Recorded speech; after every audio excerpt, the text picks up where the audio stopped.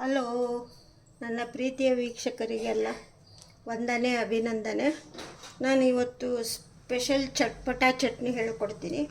Special ಏನು ಅಂತಂತ ಹೇಳಿದರೆ ಆ್ಯಪಲ್ ಚಟ್ನಿ ಹೇಳ್ಕೊಡ್ತಾ ಇದ್ದೀನಿ ನಿಮಗೆ.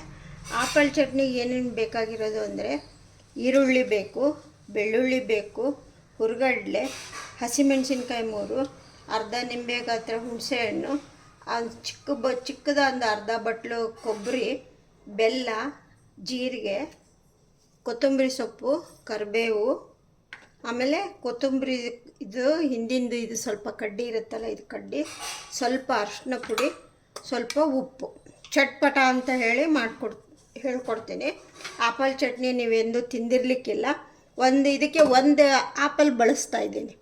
ಒಂದು ಆ್ಯಪಲ್ಲು, 2 ಈರುಳ್ಳಿನ ಇದೆಲ್ಲ ಡ್ರೈ ರೋಸ್ಟ್ ಮಾಡ್ಕೊಂಡಿರೋದು.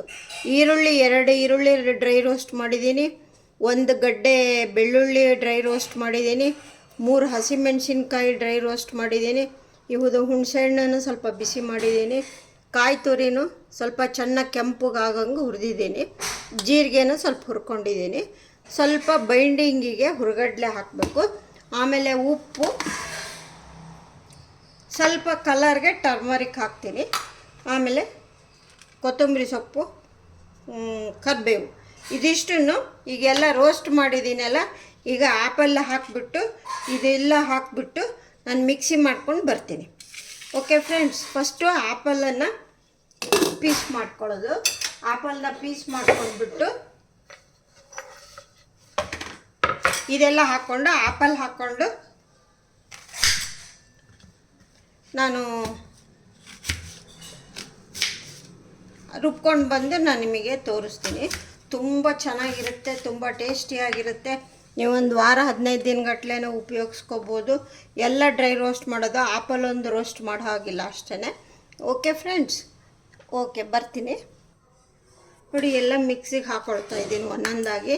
ಮೊದಲಿಗೆ ಇದು ಕೊತ್ತಂಬರಿ ಸೊಪ್ಪಿನ ಕಡ್ಡಿ ಹಾಕ್ಕೊಂಡ್ಬಿಡ್ತೀನಿ, ಹಸಿಮೆಣಸಿನ್ಕಾಯಿ ಹಾಕ್ತೀನಿ, ಬೆಳ್ಳುಳ್ಳಿ, ಈರುಳ್ಳಿ, ಇದು ಅಷ್ಟನ್ನು ಹಾಕ್ತೀನಿ. ಅಷ್ಟು ಹಾಕಿಬಿಟ್ಟು ಆ್ಯಪಲ್ ಹಾಕಿ ಮಿಕ್ಸಿ ಮಾಡ್ಕೊಂಡು ಬರ್ತೀನಿ. ಆಮೇಲೆ ನಿಮಗೆ ಹುರ್ಗಡ್ಲೆ ಆಪ್ಷನಲ್ಲು, ಬೇಕಂದರೆ ಹಾಕೋಬೋದು, ಬೇಡ ಅಂದರೆ ಬಿಡ್ಬೋದು. ಹಾಕಿದ್ರೆ ಬೈಂಡಿಂಗ್ ಚೆನ್ನಾಗಿರುತ್ತೆ. ಸ್ವಲ್ಪ ಜಾಸ್ತಿ ಏನು ಬೇಕಾಗಿಲ್ಲ, ಒಂದು ಕೈಯಲ್ಲಿ ಒಂದಿಷ್ಟು ಹಾಕ್ಕೊಳ್ಳಿ ಸಾಕು.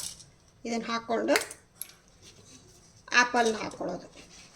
ಇದು ಹಾಕಿಬಿಟ್ಟು ಇದೆಲ್ಲ ಈಗ ಮಿಕ್ಸಿ ಮಾಡಿಬಿಟ್ಟು ಇದು ನೈಸ್ ಆದಮೇಲೆ ಕೊತ್ತಂಬರಿ ಸೊಪ್ಪು, ಕರಿಬೇವು ಹಾಕಿಬಿಟ್ಟು ನೈಸ್ ಮಾಡ್ಕೊಂಡ್ಬಿಡ್ತೀನಿ. ಈಗ ಉಪ್ಪು ಹಾಕ್ತಾಯಿದ್ದೀನಿ. ಉಪ್ಪು ಹಾಕ್ಬಿಟ್ಟು ಸ್ವಲ್ಪ ಅರಿಶಿನ ಹಾಕ್ತೀನಿ. ಉಪ್ಪು ಹಾಕಾಯಿತು, ಅರಿಶಿನ ಒಂದು ಹಾಕಿ ಮಿಕ್ಸಿ ಮಾಡ್ಕೊಂಡು ಬರ್ತೀನಿ. ಸ್ವಲ್ಪ ಅರಿಶಿನ ಕಲರ್ಗೋಸ್ಕರ ಅಷ್ಟೆ. ನೋಡಿ ಫ್ರೆಂಡ್ಸ್, ಆ್ಯಪಲ್ ಚಟ್ನಿ ರೆಡಿ ಆಯಿತು. ಈ ಥರ ಬರುತ್ತೆ. ನಿಮಗೆ ಅರಿಶಿನ ಆಪ್ಷನಲ್ಲು, ಬೇಕಂದ್ರೆ ಹಾಕ್ಕೊಳ್ಳಿ, ಬೇಡ ಅಂದರೆ ಬಿಡಿ.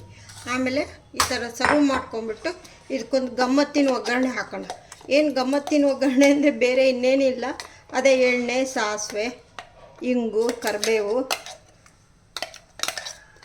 ಸ್ವಲ್ಪ ಉದ್ದಿನಬೇಳೆ ಹಾಕಿ ಒಗ್ಗರಣೆ ಮಾಡ್ಕೊಳ್ಳೋದು.